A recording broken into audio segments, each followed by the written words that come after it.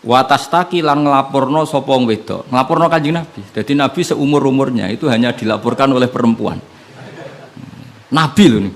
Ora trimo kiai Nabi niku dilaporno. Jenenge wong wedok menawa trimo bojo enteng. Nabi wae dilaporno. Jenenge wong wedok Nabi wae dilapor. Dilapor ila wahi maring. Terus sempat terjadi debat. Makanya terusannya ayat wallahu yasma'u tahawurakum.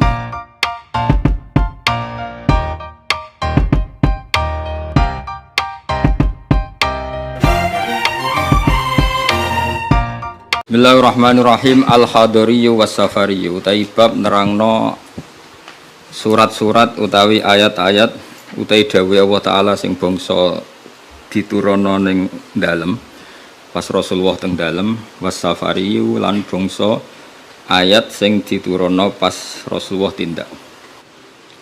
Pun iki kula terangaken ya. Bismillahirrahmanirrahim. Terus kula bolak-balik matur kitab niki niku namine Zubdatul Itqan napa?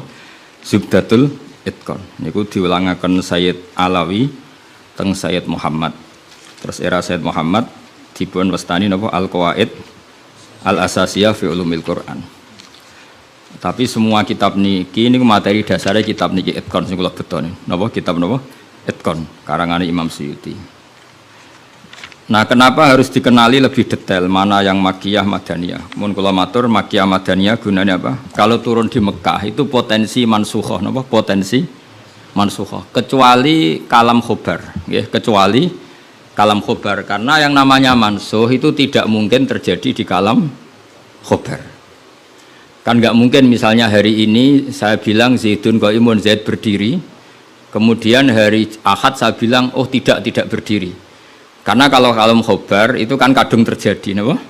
Kadung terjadi. Maka kemungkinannya ya tetap terjadi, wis kadung.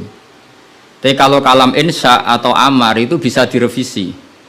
Misalnya pagi-pagi karena pagi saya bilang, "Cung aku tukokno pecel." Karena momennya keliwat, sudah siang, kan bisa saja tak batalkan. Gak cung ganti rawon misalnya. Karena sifatnya perintah, apa? Sifatnya perintah. Ada muqtadul hal dalam semua perintah. Misalnya Rasulullah karena lemah di Mekah, maka perintahnya itu lakum dinukum waliyadin. Ya sudah agamamu agamaku, agamamu agamaku. Ketika Rasulullah di Madinah itu kuat sekali dan Islam tetap dilecehkan. Mau dihabisin. Nabi kena khitab disuruh ngelawan. Makanya disebut qital. Qital itu saling perang. Karena qital itu dari masdar musarokah ya, qatala yuqatilu muqatalatan wa qitalan itu. Jadi nah itu kan berarti karena muqtadul hal, karena ayatnya bersifat apa? Perintah. Jadi eling-eling ya. Terus yang bisa nasah mansuh itu hanya di surat-surat sing di situ kalamnya insya. Insya itu bisa amar, bisa nopo nahi. Kayak dulu Nabi ketika di Mekah itu malah nggak boleh ngelawan sama orang kafir. Fa'fu anhum wasfah, harus mudah memaafkan. Tapi ketika di Madinah masih dipakai buli-bulian sama orang kafir, mau dijajah, mau dihilangkan eksistensi Islam. Lalu ada ayat turun di surat Haji, udzina lilladzina yuqataluna bi annahum zulimu wa innallaha ala nasrihim laqadir. Mereka yang diperangi. Jadi syaratnya diperangi ya. Mereka yang diperangi, yuqatalun itu diperangi, itu diberi hak melawan. Tapi tentu harus diperangi dulu. Makanya di surat Baqarah istilahnya apa? Qatilul ladzina yuqatilunakum. Perangi mereka yang merangi kamu. Ada sebagian ayat redaksinya wa akhrijuhum min haitsu akhrajukum. Boleh kamu mengusir mereka karena mereka mengusir kamu. Jadi ayat-ayat ekstrim tentang perang, tentang kekerasan itu semuanya nunggu kondisi al-mujib lidzalik yang menyebabkan itu. Boleh perang kalau diperangi, boleh ngusir kalau diusir. Jadi kowe nyetak bojo ngenteni dicereweti. Ojo ujuk-ujuk nyentak dhisik ben wedi mumpung rung diamuk. Wis karuan ra ngekeki blonjo esuk-esuk nyentak. Ayo pengen ngomong apa? Oh yo sarap duduk. Wong lanang ngono kudu diobatno. Tapi nak kono wis ngamuk, lah kowe oleh nyerang. Tapi biasanya wis down sih. Biasanya sudah mau setengah jam wis down. sak jam setruk. Tuh kalau kata Mbah Mun kalau guyon gitu, di bojo cerewet itu baru mari sugih. Tapi santri-santri yang di belakang bilang, gak mari sugih Mbah, mari setruk. Jadi karena ilmu tentang itu gak cukup. Ilmu ulama mana saja kalau nganalisis perempuan tuh gak cukup. Jadi pasti banyak khilafnya. Karena itu polanya perempuan tuh gak jelas, itu gak bisa dianalisis. Jadi itu ilmu siapa saja bisa. Saya pernah diminta ngaji di Mbah Hamid Bedowi itu, acara haulnya Mbah Hamid. Tapi ya enggak undangan, karena saya memang jarang mau undangan umum. Ini perlu dicatat, nak sing ben ngundang istibatal ya demen kecewa wis ini.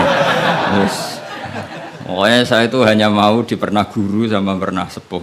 Itu saja sifatnya ada undangan. Saya datang terus karena saya datang terus ditunjuk disuruh ngaji, bukan undangan terus dibiner itu. Kayak artis. Keribetan itu. Ya kayak seperti ini aja lah, ngaji sudah ngaji. Perempuan itu satu-satunya makhluk pangeran sing tahu membantah Kanjeng Nabi. Kalau bolak-balik cerita, jadi di Quran ada ayat surat jenis surat Mujadilah. Tapi umumnya orang baca apa? Mujadalah. Sebetulnya itu secara nuzulul ayat lebih pas dia namakan Mujadilatun apa? Karena Mujadilatun itu isim fa'il pengganti fi'il mudhari' yang di ayat qad sami Allah qaulal lati tujadiluka. Dadi allati ing wong wedok tujadilu kang bantah sapa lati. Nah, pengganti fi'il mudhari itu di nahwu itu isim fa'il karena zamannya sama. Fi'il mudhari zamannya hal dan istiqbal, itu penggantinya hanya isim fa'il. Jadi kalau rajulun yadribu bisa diganti ad-daribu. Paham ya? Rajulun yansuru boleh diganti nasirun. Berarti kalau hiya tadribu bisa diganti doribatun. Makanya kalau maknanya ya qad sami'a teman-teman midanget sapa Allah kaulalati ing pengucapane wong wedok silelati tujadilu kang bantah sapa lati ka ing sira Muhammad fi zaujiha ing dalam babakan suamine lati. Watastaki lan nglaporno sapa wong wedok, nglaporno Kanjeng Nabi. Jadi Nabi seumur-umurnya itu hanya dilaporkan oleh perempuan. Nabi lho nih. Ora trimo kiai Nabi niku dilaporno. Jenenge wong wedok menawa trimo bojo enteng. Nabi wae dilaporno. Jadi wong wedok Nabi wae dilapor. Dilapor ila wahi maring. Terus sempat terjadi debat. Makanya terusannya ayat wallahu yasma'u tahawurakum. Wallahu ta'ala yasma'u krungu sapa Allah. Tahawurakuma ing perdebatan sira loro. Itu perdebatane Nabi kalian perempuan itu. Muhawarah itu kalau dalam bahasa Arab itu perdebatan. Jadi muhadasa, muhawarah itu maknanya apa? Perdebatan. Makanya kalau orang latihan apa? Konversasi Inggris itu, conversation Inggris itu disebut apa? Muhawarah apa? Muhawarah. Muhawaratul lughat al-Injlisiyah, muhawaratul lughat al-Arabiyah. Itu debatnya itu wah luar biasa. Segamane Nabi kudu kalah wae muwara kekasih pangeran musom-som wedok. Jadi khaulah iku wahyu. Pokoke ceritane kudu wahyu, gak oleh cerita elek. Khaulah iku wahyu. Mbah Barkhat, mbah Barwiye mulai iku pas sujud. Sing lanang wong Arab. Wong Arab iku gak mangan mendoan, gak mangan tempe. Iso mbok bayangno. Wong Jawa ngono bojone suci tenang ae mangane mendoan. Ambek sego jagung. Dadi ra wong ayu ya biasa wae. Jadi wong Arab itu mangane daging. Terus ning hadis semua asbabun nuzul redaksine fa'ajabatu ajizatuha. Nah, maknane ya fa'ajabat mongko gawakno hu ing rajul jenenge Aus bin Somit. Apa ajizatuha wis maknane dhewe ajiz. Pokoke pas sujud itu sing gawakno ajizatuha. Wis jorok iki jorok niki. Niki murid kecelakaan. Jadi makna sing bener ra iso, nak makna ngono iso. Jadi uteke wis elek banget. Akhirnya njaluk, sing lanang njaluk. Karena sing wedok lagi sujud, lagi nikmati pangeran ra gelem. Ora gelem terus ngamuk sing lanang. Wong lanang ngerjaluk ra dikeki iku ya ngamuk iku wis kunane kuno. Tapi nek sing mangan mendoan ngamuke rapati tenan karena ya tadi sahabatnya mesti rapati tenan. Wis akhirnya ngamuk. Terus wong Arab itu ngamuk tertinggi itu muni anti alaiya kadhuri ummi, kowe berstatus kayak ibu. Ini makanya pentingnya ngaji tradisi. Berstatus kayak ibu itu di orang Arab itu adalah dzam. Dzam itu satu kesalahan yang harus dikritik. Tapi kalau orang Jawa kan enggak. Makanya kalau saya ditanya, fikih Jawa sama fikih Arab itu beda. Wong Jawa nak muni, "Dek, kue koyo ibu." Itu maknanya sama-sama ngerawat saya. Makanya saya berpendapat tidak mesti secara fikih dihukumi zihar karena perasaan mengatakan kaya itu beda dengan orang Arab. Kalau orang Arab bilang kamu sudah kayak ibu. Maknanya selawas-selawas haram tak keloni, haram tak jima, haram tak kumpuli. Ini perbedaan apa? Kultur Arab Jawa. Maka fikih itu kalau yang sifatnya sosial atau kultural itu memang nggak bisa sama. Itu kan ibarat begini. Orang Jawa itu kalau dicekel jenggote itu kira-kira ngamuk tor, kira-kira. Tapi kalau orang Arab itu kehormatan. Saya jajal jenggote kangali cekel. Wes dianggap murid ra duwe sebenarnya wong Arab lucu. Berarti padha jenggotene cekel-cekelan wah. Kebayang enggak cara wong Jawa? Wong Arab ku nak seneng wong, nu sirahe dicekel-cek diwambung mbon-mbonan. Nanti kula delok ora mentoh lho. Lha kula nate kalian Mbah Mun teng Medina. Karena Mbah Mun orang alim alama dan beliau muammar sepuh, ada orang Arab seneng kalian ya. Yo dicekel-cek terus diwambung niki. Sing wong Jawa gak siap.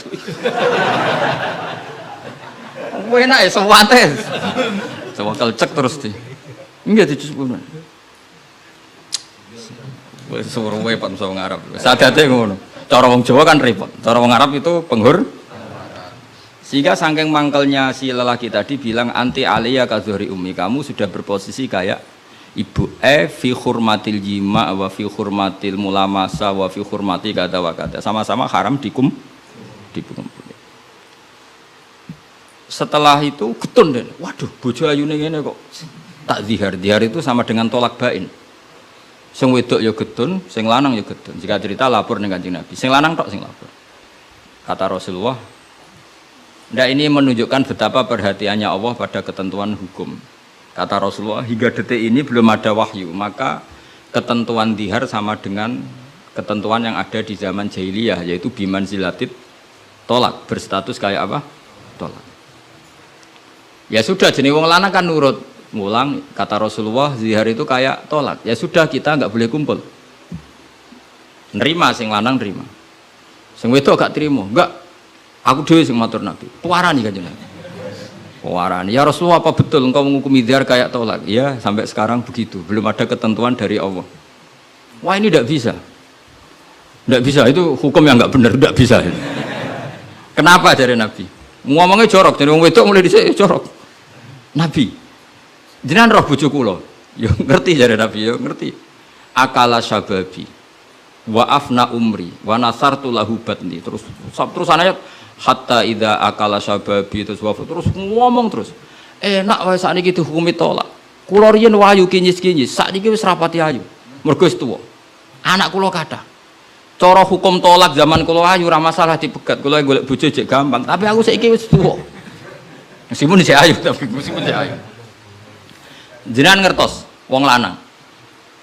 Anak kula nak dirumat bojo kula mesti terlantar, mesti katut babon. Jenenge wong lanang duda iku mesti katut babon. Nak tak rumat kula anak kula kelaparan, wong kula rondo wong wedok. Jadi enggak bener hukum tolak. Dikaji malih. Jadi Nabi lho dikono iku Nabi. Nabi ya tapi hukumnya sementara ngono. Aku iku nabi yang ngenteni wahyu. Wis pokoke ngono. Pokoke ampun putusno tolak riyen. Tak tinggal mulai sakniki. Pikir-pikir mulai. Jenenge wong wedok. Sekondang tenan kowe. Mulane ning sorane ora ana surat rijal, ana surat apa? Nisa. Jadi juara kowe. Mulai. Tapi itu justru ngetokno nak Rasulullah iku nabi. Jadi barang sing kowe ra seneng iku kadang dadi dalailul ijaz. Dalil mukjizati Quran, dalil kenabiane Kanjeng Muhammad sallallahu alaihi wasallam. Itu enggak ada yang dengar debatnya Nabi dan Khawlah namanya. Khawlah, perempuan ini namanya siapa? Khawlah. Aisyah itu di kamar itu tidak pati dengar. Kok mau alamat-alamat ana wedok nglabrak Kanjeng Nabi ngono tok kenangan Aisyah. Sapa wani nglabrak Kenyek. Terus bakas sopo, terus nggak pati detail. Sayyidah Aisyah itu dengar nggak pati detail. Singkat cerita, pas perempuan itu teranan. Ini tak ijazahi wong wedok-wedok sing judes. Nek wis judes menisan dadi wali, pasti didengar Allah. Mulai nang kamar itu terus sholat. Kan mau wis suci bakasane. Tapi iki sholat tenan, mau nggo sholat bar suci iki sholat tenan. Sholat tenan.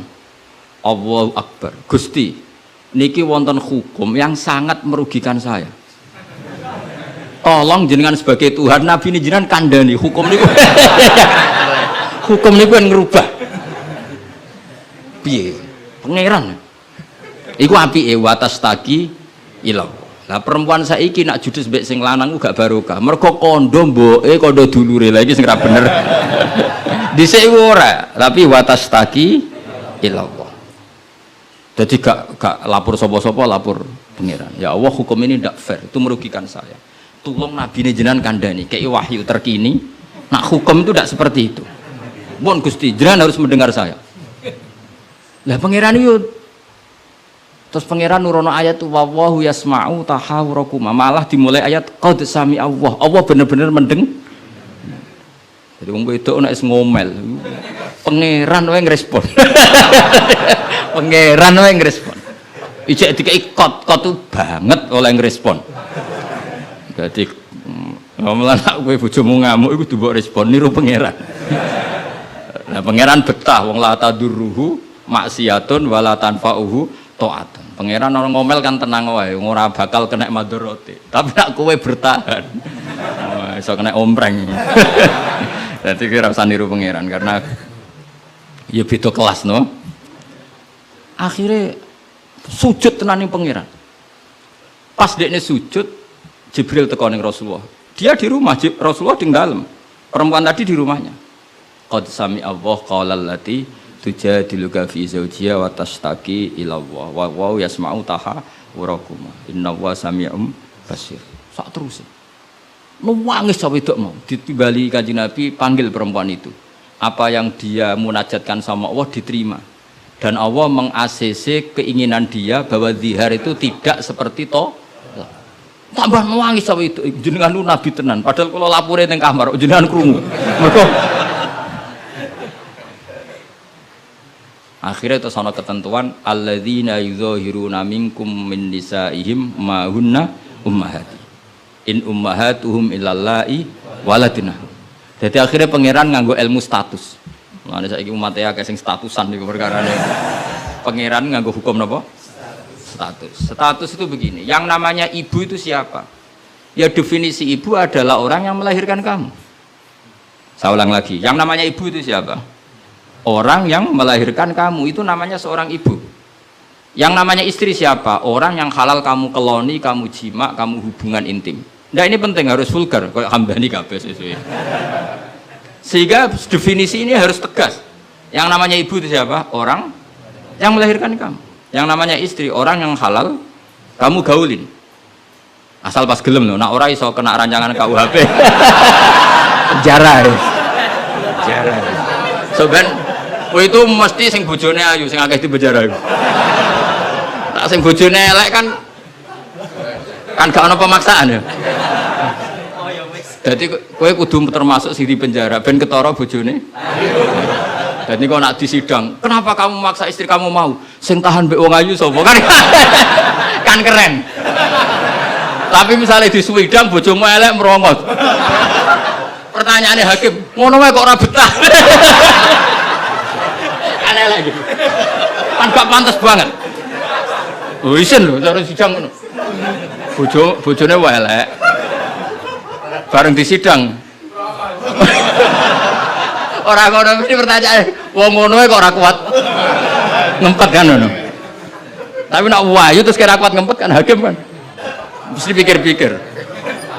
Ketoke pantes.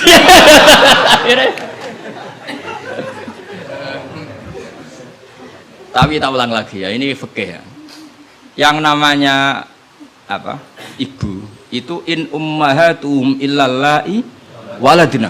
Mulane kan aji Quran sing tahqiq. Yang namanya ibu ya orang yang melahirkan kamu. Yang namanya istri adalah orang yang boleh kamu hubungan intim. Sehingga status ibu tidak bisa diistrikan, status istri tidak bisa diibukan. Maka karena ini penstatusan yang salah, saya ulang lagi, ini penstatusan yang salah, maka nggak perlu punya efek. Efeknya hanya dari segi sanksi kafaroh, bukan merubah status hukum. Ini hati-hati, awas kena salah, neraka kena sekali.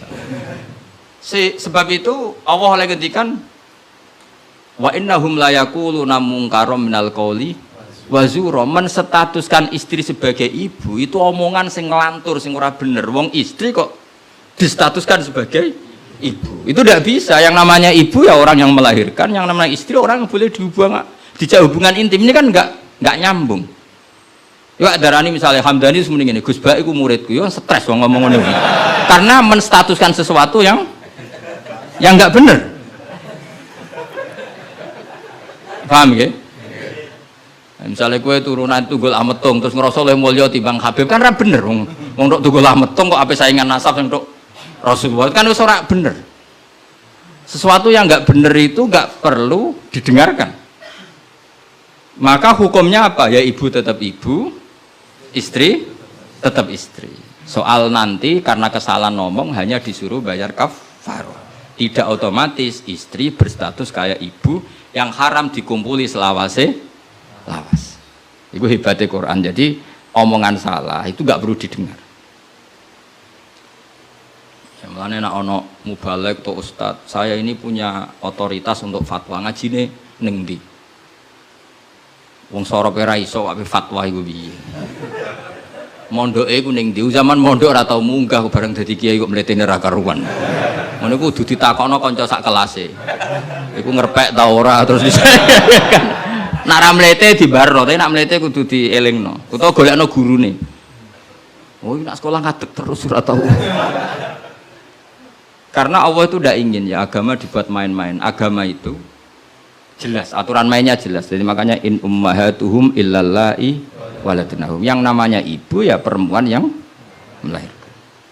Sehingga jelas, aturan mainnya jelas. Semenjak itu Nabi mencabut tradisi jahiliyah yang menstatuskan dihar sama dengan tolak. Paham ya? Jadi hidup itu harus jelas. Sama seperti Quran juga gitu. Quran itu sakral, nggak mungkin salah.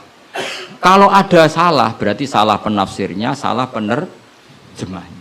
Quran tetap terbebas dari kesalahan itu semua. Karena Quran itu sakral. Misalnya orang ngomong kiamat itu berdasar hitungannya Quran, itu tahun 2012. Nyatanya gimana rasido kiamat. Sampai kulo sering tak SMS konco-konco kulo sing kiai.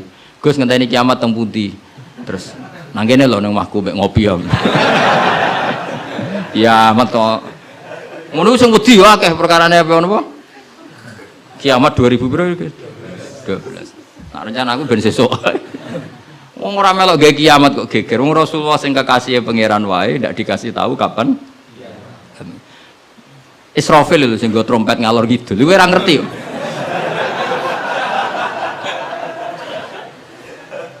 Padahal dia kepengen nang kiamat ben tugasnya selesai. Iku era. Nah, artinya begini.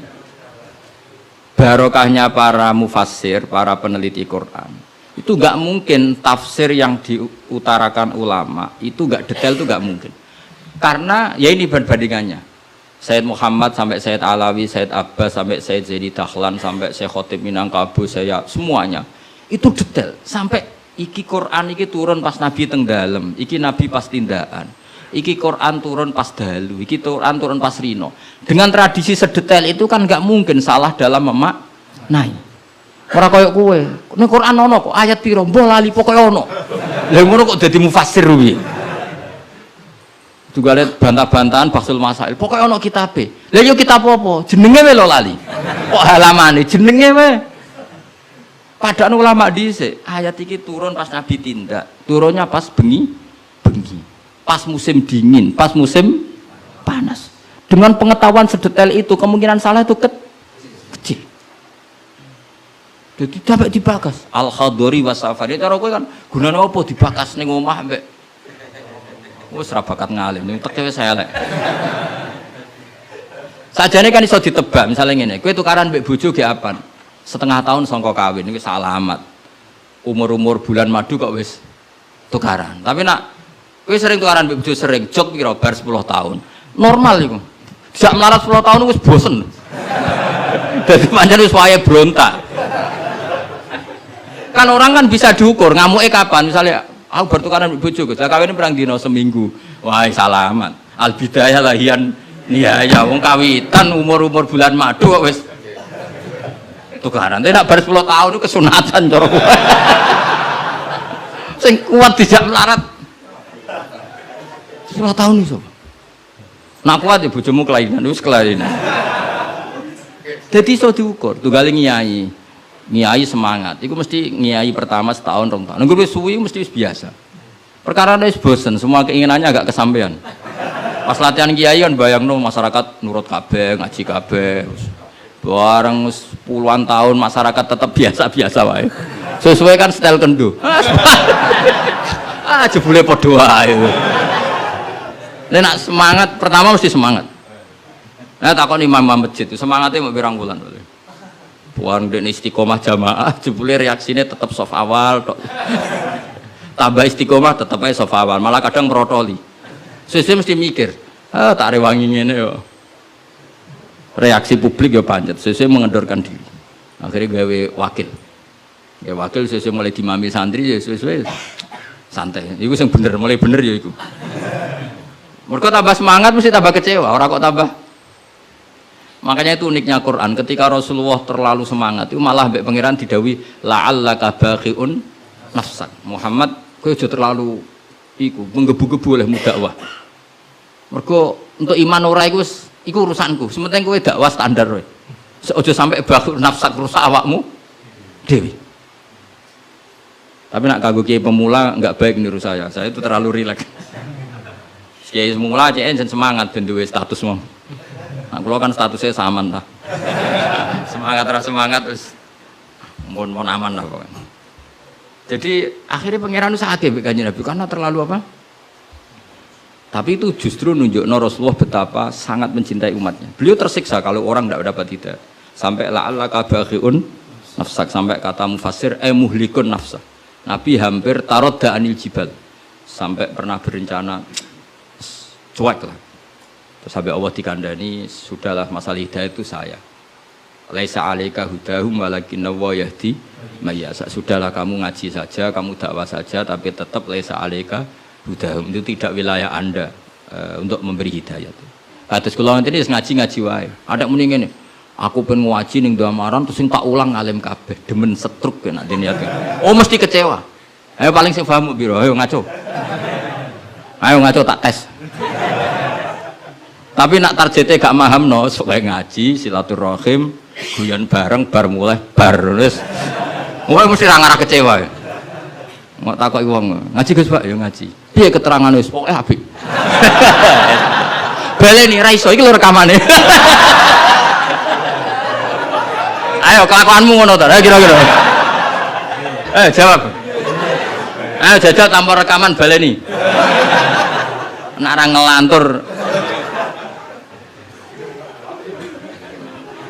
Lah misalnya terus kiai ini diambisi ngaji muridnya paham. Kira-kira demen kecewa ta? Lah bojo yo ngono tak wari. Ana wong kepengin bojone iku sholihan, riman, ra mbantah. Demen kecewa. Kowe iku sapa? Wong mbok cukupi wae jek bantah mun ora mbok.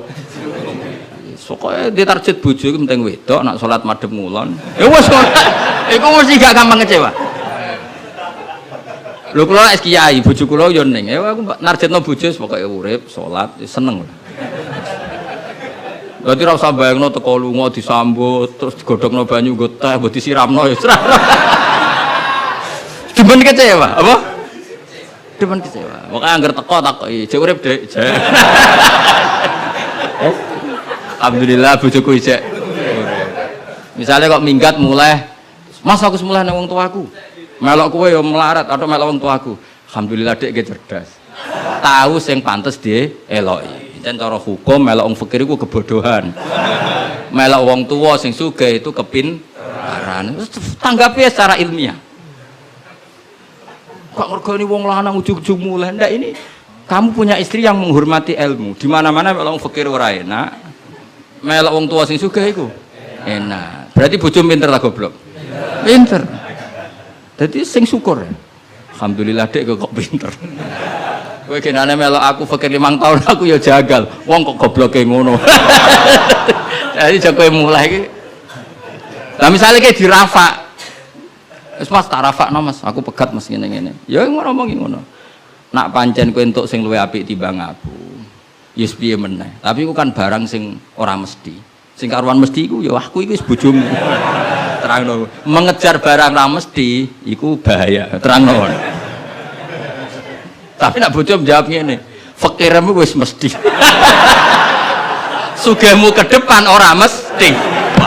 Nak adu al yakin la yuzalu bisak. Baru saiki malah ngaji usul fikih. Ngaji kaidah fikih al yakin la yuzalu bisak. Semalah debat. Tapi intinya gini ya, dari mengerti seperti ini, kemungkinan para mufassir salah dalam mengartikan Quran itu kecil. Karena hadori Nabi di dalam untuk wahyu itu roh nita ini. Mulane Aisyah radhiyallahu anha, itu ngerti banget Nabi nantok wahyu. Kenapa tahu? Ketika ayat Baro'ah terbebasnya beliau dari tuduhan apa? Zina dengan Sufyan ya, Sufyan al-Mu'attal itu Nabi itu fiyaumin syatin di hari yang sangat dingin, musim dingin. Di Arab itu kalau musim dingin itu ada salju. Umumnya wong musim dingin kan buatan keringetan Kang Ali. Umumnya wong musim dingin buatan apa? Keringetan karena musim dingin. Iku Nabi kalau saking untuk wahyu, saking paniknya, saking beratnya wahyu itu wa innahu la yatafassadu araqon, kenangane Sayyidah Aisyah. Beliau itu bercucuran keringat padahal fi yaumin syatin di hari yang sangat dingin.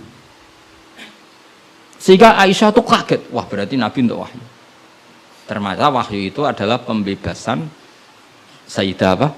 Aisyah dari segala tuduhan apa? Zina. Kayak apa ulama itu? Sayyidah Aisyah meriwayatkan itu, ini ayat turun di musim dingin dan Nabi sampai keringetan begini. Jadi detail peristiwanya tentang hadisul ifki. Rawinya seorang Sayyidah Aisyah di rumah Abu Bakar, ditunggoni ibunya Umi Ruman. Itu detail. Kesalahan itu kecil sekali. Bayangkan kalau tafsir itu diomongkan orang sing pokoknya ono ayat piro boraro. Bareng roh wis terjemahan. Sing nerjemah dhewe ra wong alim. Sing umate akeh ya wong bodoh kabeh anut. Terus otoritasnya itu di mana coba? Bayangkan ulama dulu wis alim, diuji oleh orang alim, dia murid alim, dikontrol oleh orang alim. Imam Bukhari itu diakui orang alim setelah diuji 100 ulama ahli hadis. Itu lagi lolos. Saiki ora, wong bodoh kabeh ngaji, iku niate ngaji mau golek barokah, ora golek paham. Mergo wis ngerti nek ora bakal paham. Dadi akhirnya ya realistis ae. Takoki kenapa ngaji sing untuk barokah. Semangkone kok nguri ora paham. Mau kenangane ngajine rame, wis ngono tok. Mbak Kasapo mbah kok nguri rapati krungu. Padahal umpama ngarep lah ya padha ae rapati paham. Dadi mulane nek rapati paham kok nguri ben alasan nek ora paham. Tapi ngaji ilmu sama ulama dulu itu ora paham ora iso. Wong dites. Imam Syafi'i itu ngaji Imam Malik itu dites. Maca muwatta sik disinaoni sik lagi ngaji Imam Malik. Terus cek dites. Sufyan Ats-Tsauri nate ngetes Imam Syafi'i ngene. Cara kowe mesti gagal. Tes-tesane ngeten. Ada Sufyan Ats-Tsauri, ada Sufyan bin Uyainah. Ini ulama-ulama seniornya Imam Syafi'i. Ya Syafi'i nak nyeluk ya jangkar karena lebih senior. Ma maknal hadis la tuharrikut tayra utawa atiron la tuharriku at-tayra min wakanatiha. Sebagian riwayat min makinnatiha. Manuk iku aja mbok obahno sangka kurungane. Ya, manuk itu jangan gerakkan. Jadi sangkar burung itu jangan kamu gerakkan saat ada burungnya. Tapi posisi pintu terbuka. Karena Imam Syafi'i itu orang alim. Dites, oh maknanya begini. Orang Arab itu kalau mau pergi itu tayamun maupun tasyaum. Jadi kalau burung di obano kurungane kok terbang ke kanan, maka perginya mubarak baik. Tapi kalau digerakkan burungnya terbang ke kiri, maka pergi ini buruk. Nabi melarang itu.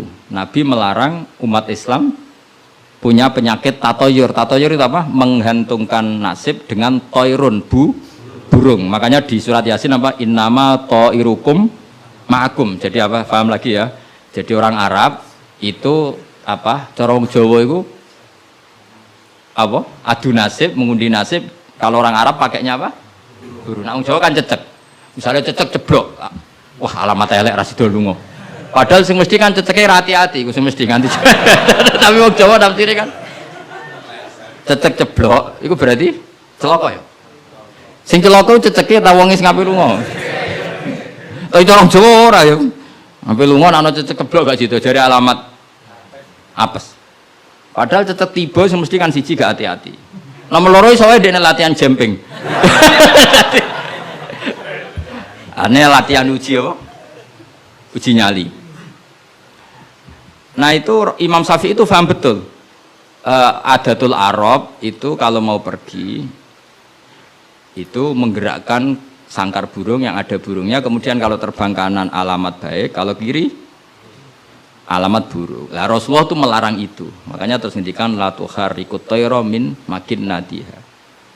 Akhirnya terus kata Sufyan bin Uyainah, ya Aba Abdillah qad analaka antuftiya, kamu sekarang berhak fatwa karena sudah alim. Cara sing ditakoki kowe, aja geman ya manuk mbok obah-obahno. Kurang penggawean tas pundi. Karena uteke wis ora sambung. Ya cung aja geman manuk ning kurungan mbok obah-obahno. Mesti jawab sampean, kurang penggawean tapi kok manuk apa? Tapi Imam Syafi'i tahu betul maknanya adalah apa? Rasulullah tidak ingin orang menggantungkan nasib dengan pergerakan burung. Dan itu adatnya orang Arab dulu-dulu. Makanya no inna tatoyarna. Jadi tatoyur itu maknanya apa? Menggantungkan nasib dengan melihat arah terbangnya apa? Burung. Mulane diarani toir. Toir itu dari kata toirun, apa? Burung yang terbang. Pun kalau terus nanya. Jadi kalau sampean tanya kenapa ini dipelajari Khadori, Safari, Laili, Nahari, Saifi, Sitai dengan otoritas seperti itu, maka kemungkinan ulama salah itu kecil karena jadi misalnya gini, Rasulullah itu suka dahar daging, ya sudah kita tafsirkan hanya ada momen di mana Rasulullah itu suka dahar daging. Rasulullah itu sering lapar, ya maksudnya ada momen yang Nabi itu milih lapar. Rasulullah itu suka dahar, ya ada momen yang Nabi itu suka dahar. Tanpa itu nanti makna hadis itu kacau semua. Apa? Kacau semua. Karena makna hadis itu otoritasnya itu terserah kita. Maksudnya terserah kita gimana? Misalnya begini, awas rungokno, awas sekali salah setengah kafir. Maksudnya kafir swasta, bukan kafir tenan. Nggak, coba misalnya begini, enggak ini saya bedai. Wes akang alillah sekali alhamdulillah. Ittaqu waha, kena makna nih, coba ndak jawab saja. Ittaqu wadiya sira kabeh. Takutlah sama Allah. Dengan cara apa coba? Wah, aku mbek Allah wedi terus kabeh melayu menghindari Allah. Tapi lafaz yang sama dipakai ittaqun nisa, takutlah sama perempuan, sama istri. Serius, wis takut ora usah dikongkon wis takut. Ada lagi misalnya nyuwun sewu ittaqul hayyah, kamu takutlah ular. Ittaqul faqra, takutlah sama kefikiran. Sama-sama kalimatnya takut, tapi tetap proporsional sesuai makna yang terkait. Ittaqullaha bitaat, takwalah Allah dengan melakukan taat. Justru takwa kepada Allah itu kita harus menuju Allah. Ya saya ulang lagi ya. Takwa kepada Allah itu justru harus menuju Allah. Sehingga monggo mriki, foto mriki. Mboten niki sami. Ini saudara antum ini. Ya saya ulang lagi ya. Lafaz itu akan proporsional sesuai konteksnya. Dan ini para pendengar harus tahu. Misalnya saya ulang lagi ya. Ittaqullaha, takutlah kepada Allah. Apa artinya kita menghindari Allah? Kalau kamu takut ular, takut perempuan cantik, kena fitnahnya harus menghindar. Kalau takut Allah, kalau menghindar kan malah salah. Makanya di Quran ada ayat gimana? Wa dzannu alla malja'a minallahi illa ilaih. Ada 3 sahabat yang melakukan kesalahan, yaitu takhalluf anil jihad. Beliau terlambat mengikuti perang Tabuk. Singkat cerita dineng Kanjeng Nabi sampai 50 hari. Semua sahabat diperintahkan Nabi jangan omongi dia. Hujron dineng. Sehingga ketika dineng itu mereka sudah selesai hidupnya. Ini disebut wa alas salasatil ladzina khulifu hatta idza daqat alaihimul ardu bima rahubat wa dhannu saat terusnya itu sampai wa dhannu allamal ja'a minallah illa ketika dineng Nabi dineng sahabat wah entek uripku. Bareng ngrasa entek uripe terus beliau iktikaf di masjid bahkan menyancangkan diri mengikatkan diri di tiang masjid dan dia berjanji semua hartanya diamalkan, semua hidupnya diibadahkan dan dia mengira sudahlah saya tidak bisa lari dari Allah kecuali menuju Allah itu sendiri. Jadi unik kan, takut Allah itu artinya apa? Justru harus mendekat. Kamu takut kiai, semua kiai kita hormati, kita hormat sama Mbak Arwani, Mbah Mun, hormat sama Mbah Hasyim Asy'ari. Tapi hormat kita, takut kita malah kalau ada kiai ngaji kita mendekat. Tapi kalau takut ular kubra harus lari. Nah, sama-sama kalimatnya takut. Nah, bayangkan kalau makna di Quran seperti ini tidak oleh ahlinya, betapa salahnya. Sama-sama kalimatnya takut. Nah, tapi dengan banyak pengetahuan yang musalsal ila Rasulillah sallallahu alaihi wasallam, kita tahu proporsi ittaqun nisa kayak apa, ittaqullah kayak apa, ittaqul hayah kayak apa. Cinta juga gitu, cinta kepada Allah kayak apa, cinta kepada Rasul kayak apa, cinta kepada perempuan kayak apa, cinta pada teman kayak apa. Semuanya redaksinya juga hub, mahabbah. Tapi orang akan proporsional. Makanya ulama itu kalau ngendikan lafadz yang sama itu ditafsiri beda-beda. Misalnya gini, yang paling terkenal. Nak kira atau krungu ya kebangetan. Innallaha wa malaikatahu yusholluna 'alan nabi. Wassalat minallah ar-rahmah wa minal malaikah istighfar wa minal adami tadarruun wa du'aun. Coba, Allah itu kan di atas Rasulullah Muhammad. Apapun hebatnya Kanjeng Nabi kan di bawah Allah. Berarti Allah di atas Kanjeng Nabi. Maka ketika ada ayat gini, innallaha saat temen Allah Ta'ala yusolli misalnya maca sholawat sapa Allah, masa macane sholawat Allah muni ngene Allahumma sholli ala Muhammad, lho Allah dhewe kok muni Allahumma terus piye kan gitu, paham ya? Tentu redaksine Allah ya usolli ala Muhammad, saya menambahkan rahmat kepada, ya langsung jadi usolli ala Muhammad azidu alaihi rahmatan, saya menambahkan dia tak kasih rahmat. Wa minal malaikati istighfarun, ketika seorang malaikat disebut membaca sholawat kepada Nabi, artinya malaikat memohon kepada Allah supaya menambahkan sholawat atau istighfar. Nah kita ini kan wong sombong, kita semua ini nak wong sombong, nak dongakno Kanjeng Nabi, wong kowe dhewe nasib ora jelas kok dongakno wong sing jelas. Ya demen diguyu malaikat. Ya Allah, tolong ya Rasulullah itu jenengan sakit ini nak ora bahaya kafir. Maka ketika kita baca sholawat kepada Nabi itu bentuk tadarruk kita, bentuk DPDP kita. Ya Allah, jasanya Nabi yang begitu banyak, saya tidak mungkin membalasnya. Sehingga urusan balas membalas budinya saya pasrahkan jenengan. Sehingga sholawat dari kita itu pengganti doa jazallahu anna Muhammadan bima huwa ahlu. Balaslah ya Allah Rasulullah Muhammad dengan status yang beliau miliki. Karena kita ini utang jasa tapi tidak berkutik mau balas pakai apa. Sehingga sama-sama sholat. Minallah maknanya pemberian, dari malaikat maknanya istighfar, dari kita maknanya tadarruk. Semuanya katanya sholat. Jadi makna itu pasti ada proporsinya. Ada apa? Proporsi. Dan itu lama tahu. Sehingga kemungkinan salah itu kecil karena dari awal dianalisis tadi ada ayat khadoriyah, safariyah, lailiyah, nahariyah. Sehingga detail. Nah, barokahnya ngaji ini kamu kemungkinan mufassir ulama dulu salah itu kecil sekali karena tadi terhitung. Bahkan per kalimat itu terhitung.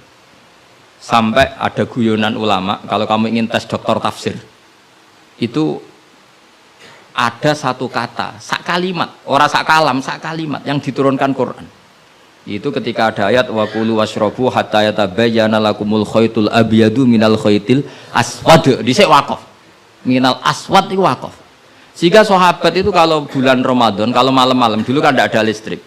Itu di pintunya Kang Ali, di pintunya itu dikasih benang hitam sama benang merah. Jadi agar jimak bojone didelok. Orang ketok ijek oleh berarti kan gitu. Kok orang ketok ijek oleh. Mangan ya gitu, mangan tengan mangan nginceng neh. Oh, orang ketok berarti. Karena ukuran menjadi enggak boleh makan minum itu apa? Sehingga benang hitam terbedakan dari benang putih dalam pandangan mata. Ya begitu terus. Ketika Rasulullah dilapuri itu, dilapuri wong salah paham mau do masang apa? Benang. Menawa santri sing nakal benangi cilik benang ketok-ketok. Nak benangnya gede kan gampang ketok. Akhirnya Jibril teko, orang ngono maksudnya umatmu salah paham. Iki aja ana sak kata suruh tak turun nominal fajr. Jadi minal fajr itu satu-satunya contoh ning Quran sing turun mau sak kalimat tok. Jadi Jibril kok langit medun ning bumi, iku mau nggawa minal fajr. Ya sakake ya kok langit tok bumi mau nggawa apa? Minal fajr. Iku Jibril mau turun apa? Minal fajr. Satu-satunya contoh Quran turun mau sak kata, sak kalimat. Ora kok apa? Sak kalam ra musnad sampai musnad ilah. Saya teruskan malih ya. Jadi kemungkinan para ulama salah itu kecil karena tadi sanatnya musalsal ila Rasulillah Shallallahu Alaihi Wasallam. Sampai ketika ayat itu dibaca Nabi saat di rumah Sayyidah Aisyah, temanya adalah pembebasan Aisyah dari tuduhan apa? Zina. Terus peristiwanya sama siapa, tuduhannya siapa, yang menuduh siapa, itu detail sekali. Yang menuduh adalah orang-orang munafik.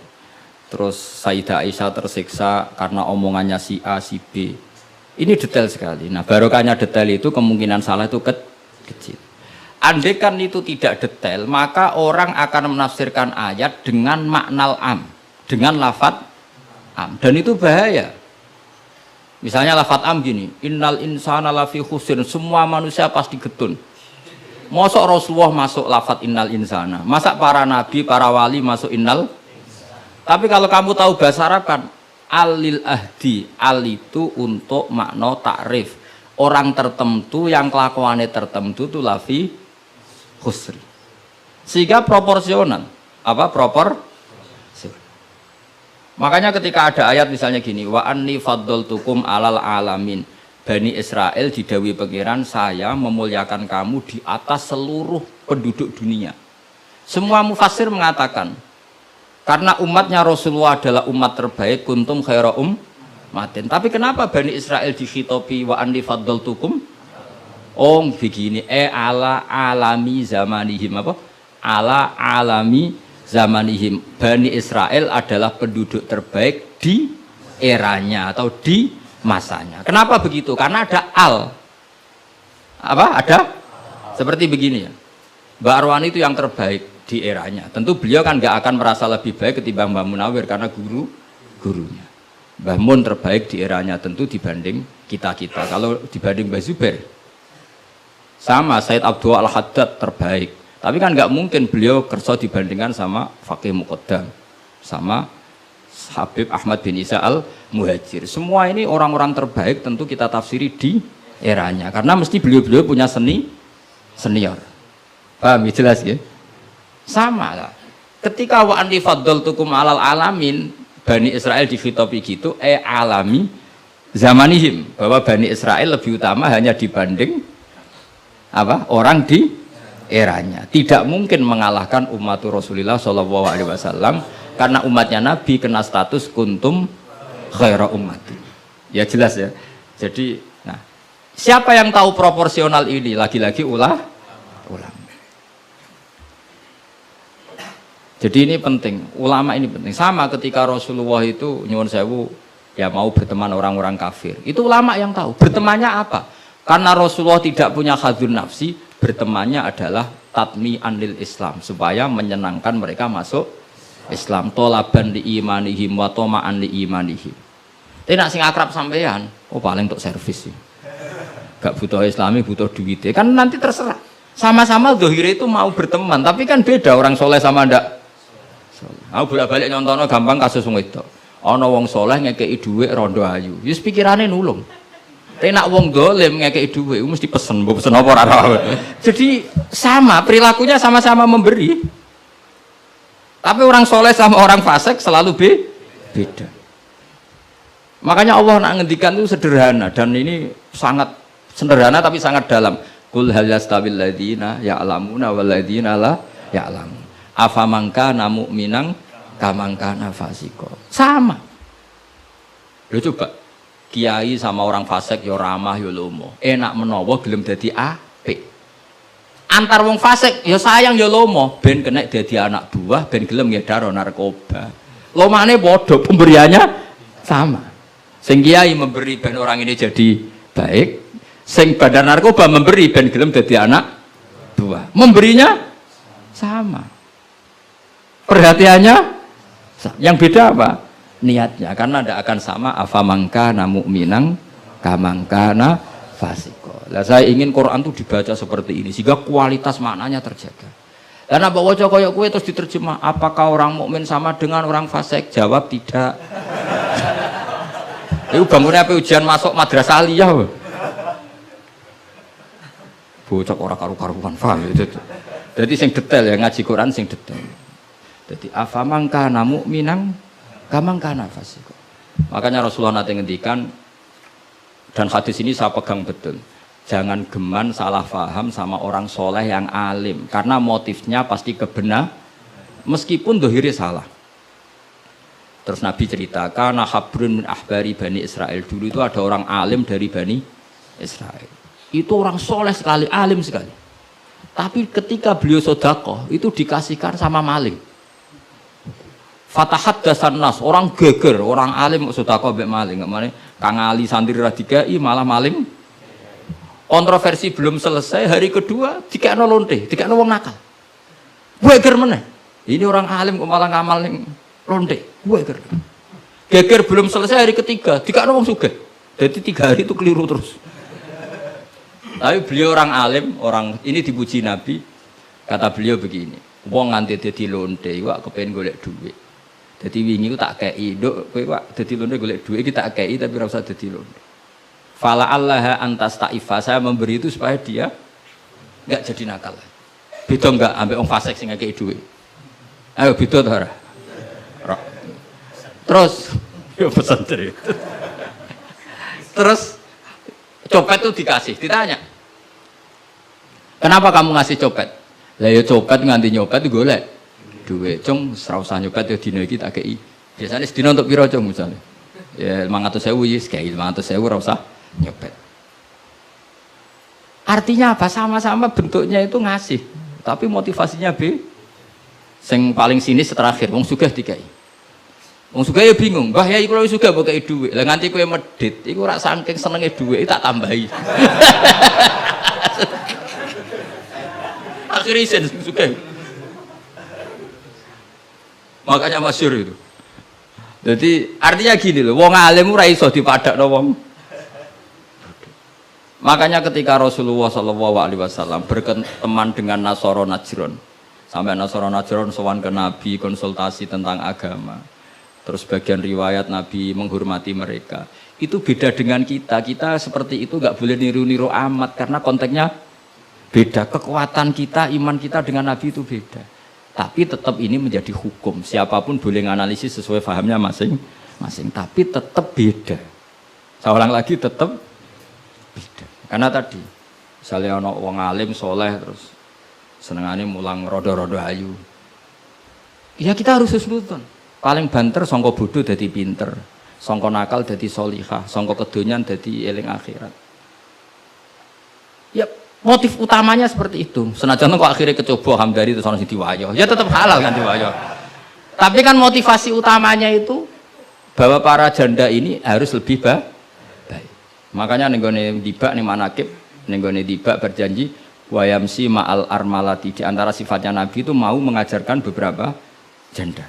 Karena mereka kasihan. Tapi nak sing mulang sampeyan, sing mulang Hamdani, sing khusnudan ku sapa? Khusnudan kebodohan. Karena terus eling dene sing ayu iki, sing elek iki. Dadi ora penting iku paham ta ora, sing penting dene apal apa? Itu kan ngeri betul. Maka ini penting saya utarakan. Jadi apa nak ngetikan itu sebenarnya sederhana, tapi maknanya jauh. Afamangkana mu'minang kamangkana fasiko. Saya itu merasakan, saya kemarin 7 hari di Korea. Itu 2006 banyak santri Korea ngaji saya yang pas perainan. Kenapa saya yang diundang? Sebenarnya saya itu nggak diundang. Mereka minta saya ngaji. Beberapa kali sudah ngaji di Indonesia, terus mereka minta sekali-kali Gus ngaji di Korea. Aku ya bilang gini. Tapi waktunya terserah aku. Ngatur kiai dosa.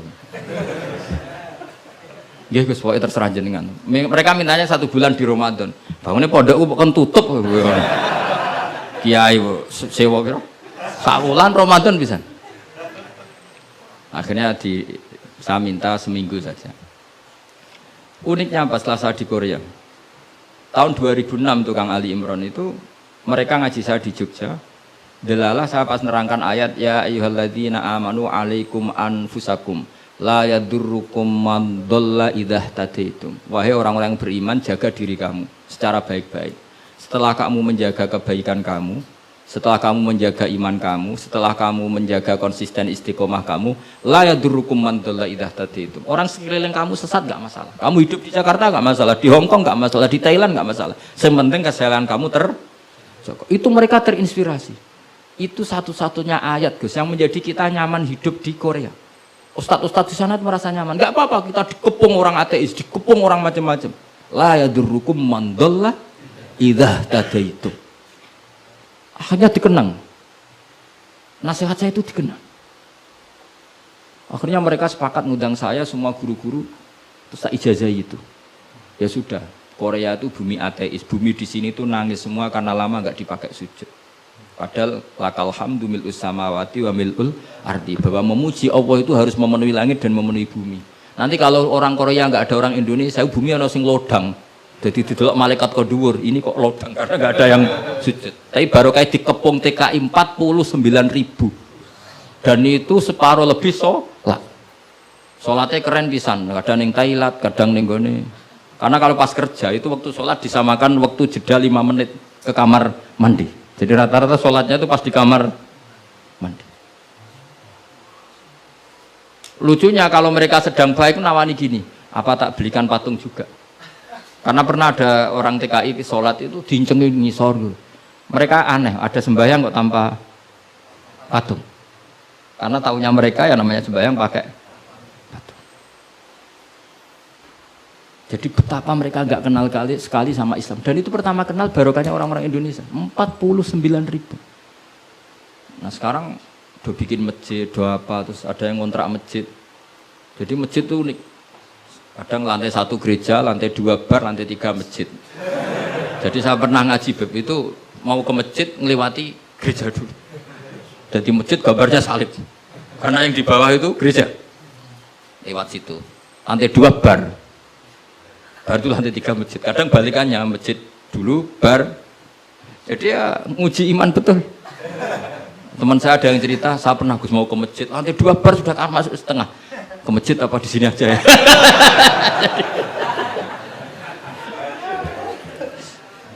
Tapi ya tadi, makanya kita semua syukur betul umatnya Rasulullah Shallallahu Alaihi Wasallam itu dikawal Quran ila yaumil kiamat. Jadi yang dikawal Quran bukan orang Kudus saja, bukan orang yang daerahnya mayoritas Muslim saja, termasuk orang yang di Korea, di Uni Soviet juga dijaga Quran la yadurrukum man dhalla idza tadi. Saya punya dokumennya ya, orang-orang Rusia Kang Ali ketika Uni Soviet itu mengkooptasi 100 tahun. Itu orang-orang Islam turunan Uzbek, turunan Syria, turunan Arab. Itu kalau ngajarkan tauhid itu di basement, di bawah tanah. Karena mereka dipaksa menjadi komunis. Tapi Allah itu maha kuat. Allah huwal qawi, Allah itu zat yang kuat, gak terkalahkan. Mereka selalu ngajar anak-anaknya di bawah tanah untuk ngajarkan tauhid.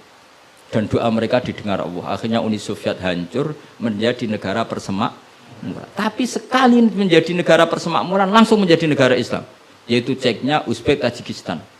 Laukanu khina kufrihim tidak belajar Islam maka tidak bisa mendirikan negara Islam. Tapi karena mereka ketika dikooptasi Uni Soviet tetap belajar Islam, sehingga pertama merdeka langsung negara Islam.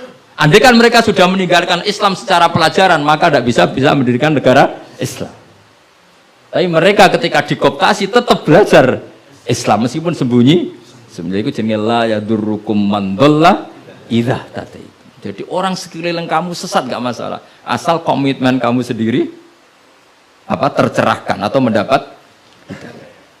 Dan saya itu ingin ya Quran seperti ini tuh mancep neng umat Rasulullah Shallallahu Alaihi Wasallam. Jadi eling-eling ya ayyuhalladzina amanu alaikum anfusakum la yadurrukum man dhalla idza tadaitum. Jadi kamu tidak usah takut zaman.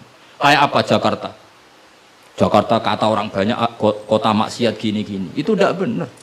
Banyak orang-orang alim. Siapa yang nggak ngerti Habib Mundir di era modern? Sampai Majelis Rasulullah besarnya juga di Jakarta. Siapa yang nggak ngerti keluarga Kuitang?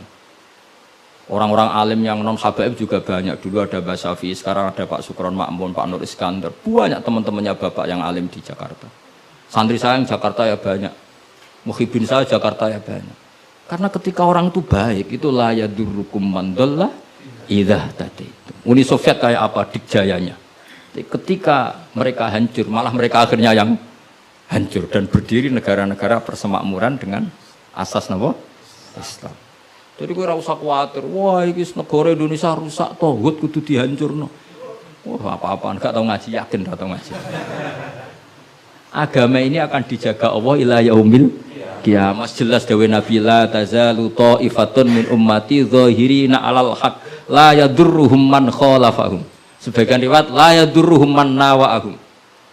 Agama ini kata Nabi selalu umatku ini ada pembela-pembela kebenaran ila yaumil qiyamah kata Nabi. La yadurruhum man khalafahum, dan umatku yang bela kebenaran ini tidak akan terkalahkan oleh orang yang menentang mereka. Dulu ketika kita kecil, sampai pengajian kudu lapor Polres, mubalake di data, iya bener riyen. Saniki pengajian rasa diundang polsek dorawu.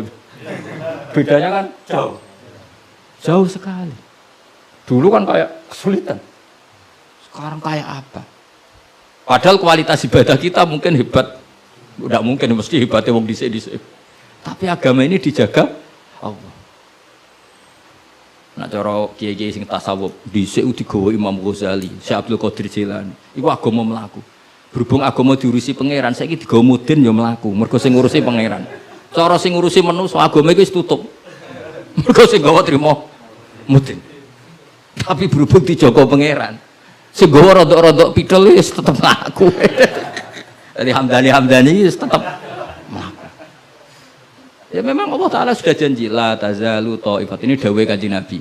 Dawuh Kanjeng Nabi tentu semakna dengan wahyu. Karena apa? Wa ma yantiqu 'anil hawa in huwa illa wahyu yuha. Jadi dawuh Nabi la tazalu ta'ifatun min ummati zahirina 'alal haq la yadurruhum man khalafahum. Jadi umatku akan selalu ada yang membela kebenaran dan tidak akan terkalahkan oleh yang menentang. Tapi syaratnya tadi loh ya, syaratnya seperti di Quran tadi, idza tadaitum. Kalau di Kudus bar bisa rame, tapi nyatanya pengajiannya Ki Saroni ya bisa rame. Artinya kebenaran sebenarnya nggak pernah kalah. Coba saya sekarang hitung saja, konser dangdut sama sholatnya Habib Syekh, pendatangnya banyak mana coba? Tetap menang Habib Syekh. Sekarang orang yang di bar sama ngaji Jumat pagi banyak mana? Banyak banget. Artinya kebenaran itu selalu menang. Lah repotnya kadang sih kebenaran itu hitung-hitungan. Tak rewangi ini untuk opo, itu mulai masalah. Kalau yang bawa saja sudah ada ikhlas itu mulai. Asal yang bawa ikhlas, insya Allah tetap menang gitu. Dong tapi paham ya, orang usah tersinggung ya, biasa wae ora usah. Jadi artinya Allah menunjukkan kebenaran kan sesuatu yang enggak menarik itu sebetulnya. Kok menarik piye dong, kiai ini wis lanang jenggoten. Brewoken, lah anak dulu artis kan karuan, sing disawang ngayu. Lah iki misale Khadruwan sing Hamdani Ali wis delok kok ngaji gini iki sing guri delok Hamdani itu untuk apa ya. Tapi yang menarik wae. Ya coba Vatikan, saya punya teman itu pernah main di Vatikan. Itu kan menarik, ada gondola, orang Eropa itu cantik-cantik cek katokan cekak. Wajar lah kalau menarik. Tapi masih kalah dengan Ka'bah. Ka'bah wis kotak, pinggire wong brewok jobahan. Tapi wong mukjizat. Iku wong ya wedan tenan mara Ka'bah. Edan seneng banget, ora edan basa Jawa, basa Arab. Cara wong Jawa nak darani seneng banget iku basa apa? Coba. Justru itu ketok mukjizate Ka'bah. Lah ya kalau orang ke Vatikan kan menarik, wajar kan akeh wong ayu, sungainya indah. Mara Ka'bah saja. Terus kotak ireng pisan. Terus ngono wong Arab-Arab. Wotok-kotok kadang dituwakoi. Wah, Kabeh Ka'bah iku keramat. Daya tariknya ya luar. Lu umpama nuruti teori sosial, Ka'bah itu menarik enggak? Coba sama jawab. Justru iku keramate. Kiai yo ngono, wis watuk nak mulang ra enak. Wadang mulang saking sepuhe ngidang itu. Tapi sing ngaji yo wae. Ana canom wis jaga penampilan, jaga image, berhubung niate rapati ikhlas. Lah wong yo ora seneng. Jaga apa wong itu. Dadi pancen agama iku mesti iso jaga agama mau ikhlas kok. Mun ngandel kula. Karena wama umiru illa liya'budullaha mukhlishina lahuddin. Jadi agama ini hanya bisa dijaga oleh apa? Ikhlas. Dilatih. Carane ikhlas piye Gus? Aku dhewe latihan mbok takoki. Tapi sementing yo cuma latihanku wis suwe. Dadi kemungkinan wis sukses. Jadi Al-Fatihah.